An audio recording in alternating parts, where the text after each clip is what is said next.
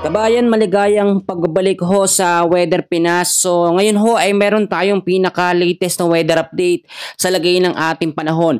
May nagbabanta pong posibleng malakas na bagyo ang papasok sa loob ng ating Philippine Area of Responsibility sa mga susunod po na mga araw.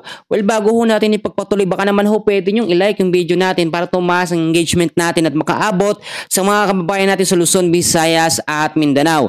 Naglabas na po ang Pag-asa, ito ho no, na tinatawag natin na Tropical Cyclone Threat Potential, at sa week 1 pasok ang October 13 hanggang sa October 19, 2025. Banta po ng malakas na bagyo ang inaasahan na tatama o dadaan po sa ilang bahagi ho ng North Luzon.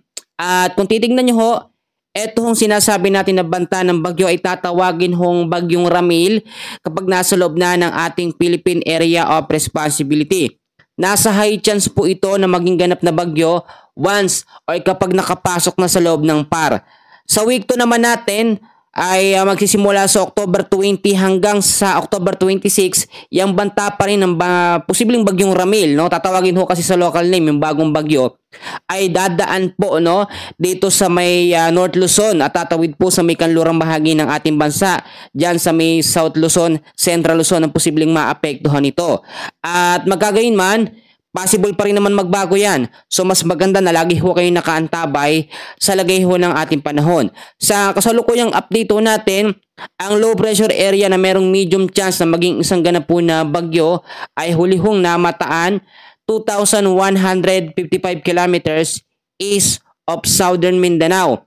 Ito po yung sinasabi natin na posibleng banta ng susunod na bagyo at tatawagin po itong bagyong Ramil.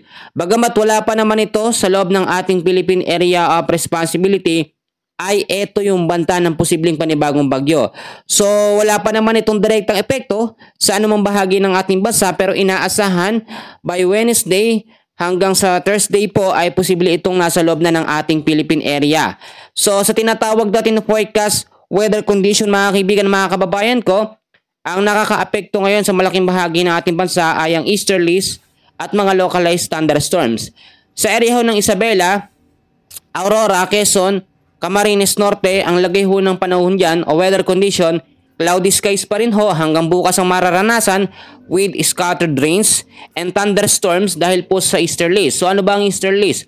Para malinaw, ang easterlies ho ay yung mainit na hangin na nanggagaling sa may karagatang Pasipiko. Posibleng impact pa rin ito kapag nagkaroon po ng malalakas na pag-ulan ay pagbabaha no, sa bahain o mababang lugar at landslide po sa mga landslide prone area kapag nagkaroon po ng moderate to heavy rains anumang oras.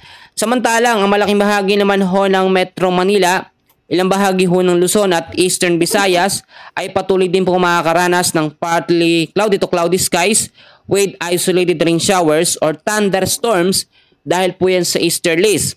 Possible impact pa rin sa mga lugar na aking binanggit ay pagbabaha sa mababang lugar at landslide po sa mga landslide prone area.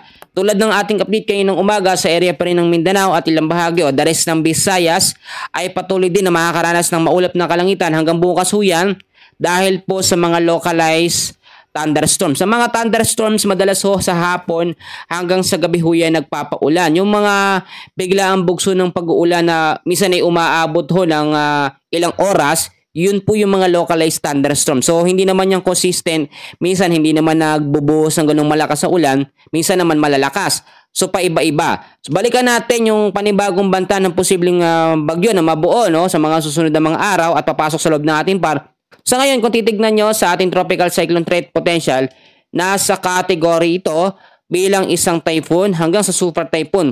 Posible, hindi natin inaalis or niro-rule out yung mga possibilities na mangyari. Para na rin mas maganda nakahanda ho tayo.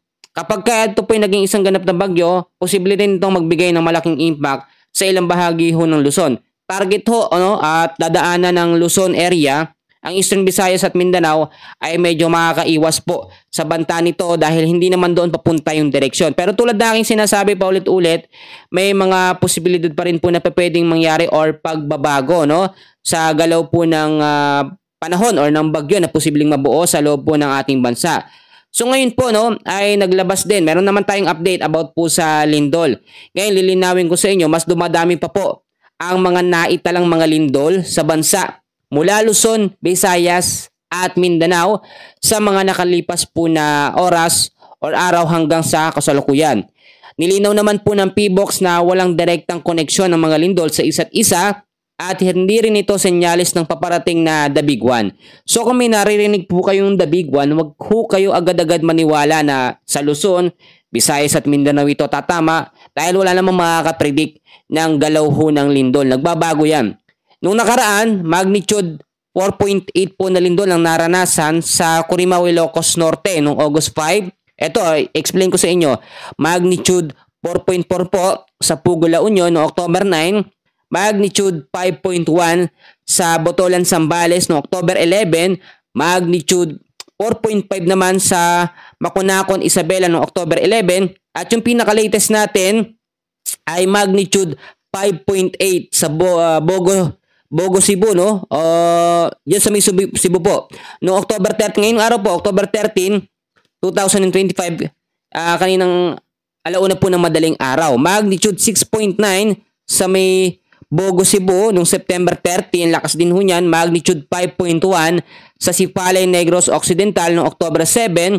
Magnitude 4.2 na lindol sa Silago, Southern Leyte noong October 11, magnitude 5.1 sa Manay, Davao Oriental, magnitude 4.5 din po sa Maytum, Sarangani, at meron po magnitude 6.0 sa Caguete, Surigao del Sur noong October 11, magnitude 7.4 po sa Manay, Davao Oriental noong October 10 at magnitude 5.8 sa Manay, Davao Oriental. At huli sa Manay, Davao Oriental din noong October 10, magnitude 6.8. So napakaraming banta po ng mga lindol ang ating naaasahan at yung mga aftershocks ay hindi pa po tapos. Ngayon din, ang Bulkang Taal naman po sa Batangas ay nagkaroon po ng maliit na pagsabog.